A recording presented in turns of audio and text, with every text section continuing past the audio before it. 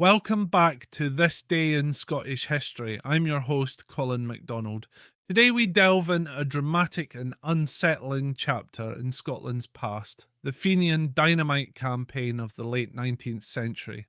On January 20, 1883, Glasgow was rocked, literally, by a series of explosions that shook the Tradeston Gasworks, Possil Street Bridge, and Buchanan Street railway station. These attacks injured about a dozen people and left the city on edge. To understand these events, we must first explore the Fenian movement as itself.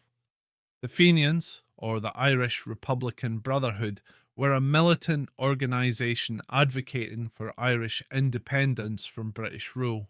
By the late 19th century, their frustrations had boiled over into acts of rebellion, particularly targeting symbols of British power and infrastructure. The Fenian Dynamite campaign, which began in the early 1880s, marked a shift in tactics. Instead of traditional guerrilla warfare, they embraced explosives as a means to disrupt and destabilise.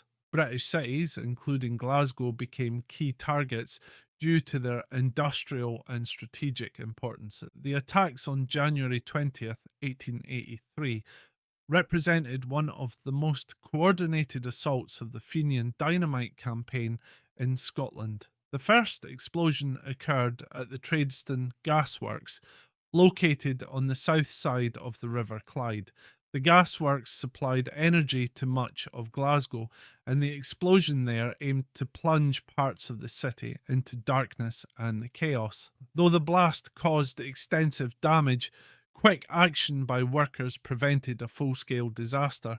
The second target was the Possil Street Bridge, a vital piece of infrastructure connecting various parts of the city. The explosion disrupted traffic and struck fear in residents, though fortunately no one was seriously injured. Perhaps the most alarming attack was at Buchanan Street railway station, one of Glasgow's busiest transport hubs at the time. The bombing caused significant structural damage and injured several passengers and staff, spreading panic across the city. The synchronized nature of these attacks demonstrated a new level of planning and coordination by the Fenians, raising concerns about their capabilities. The bombing sent shockwaves throughout Scotland and the United Kingdom. Authorities intensified their crackdown on Irish nationalist movements, deploying undercover agents and expanding surveillance. Arrests quickly followed, with several suspected Fenians apprehended and tried under strict anti-terrorism laws of the time.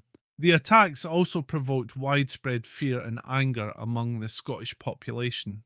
Glasgow, as a city with a significant Irish immigrant community, became a focal point for tensions between Irish nationalists and loyalists. This period saw heightened sectarianism, with political and religious divisions deepening in its wake. The Fenian Dynamite campaign ultimately failed to achieve its goals of Irish independence, but it marked an important chapter in the history of revolutionary tactics. It also served as a grim reminder of the destructive potential of modern explosives and the vulnerability of urban infrastructure. For Scotland, these attacks underscored the city of Glasgow's prominence in the broader political struggles of the United Kingdom. They also highlighted the challenges of maintaining public safety in an era of growing political unrest. As we look back on this day in 1883, we are reminded of the deep complexities of history. The Fenian bombings of Glasgow were part of a larger story of struggle, resistance, and the enduring fight for national identity.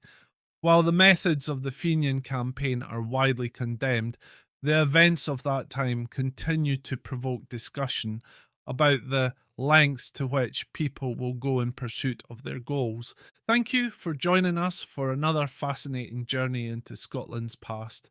Be sure to tune in tomorrow for more stories from our nation's rich and varied history. I'm Colin MacDonald, and as always, haste ye back.